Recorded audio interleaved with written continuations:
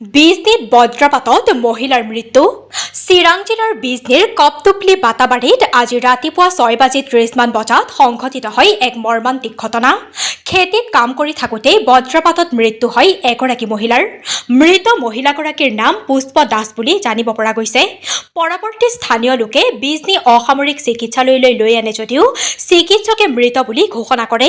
পিছত মৰণোত্তৰ পৰীক্ষাৰ বাবে কাজলগাঁও JSP চিকিৎসালয়লৈ লৈ যায়। News desk Bijni first 24। ঘটনাটো হ'ল আজি ৰাতিপুৱা 6টা মানত খেতিত গৈছিল। খেতিত যোৱাৰ পিছত পানী আহিল, বজ্ৰপাত আহিল। 6:30 মানত বজ্ৰপাতত ডাঙৰ বজ্ৰপাত অহাৰ পিছত এইটো তাৰ গাঁৱত পৰি গ'ল। তাৰপিছত সি খেতিতে ডেড বডি হৈ গ'ল। তাৰপিছত উঠাই আনি আমাৰ বেটাগাঁও হস্পিটেলত আনিল, তাতে মৃত্যু বুলি ঘোষণা কৰিল। তাৰপিছত ইয়াৰ পৰা ৰেফাৰ কৰিল কাজলগাঁও পোষ্টমৰ্টম লৈ।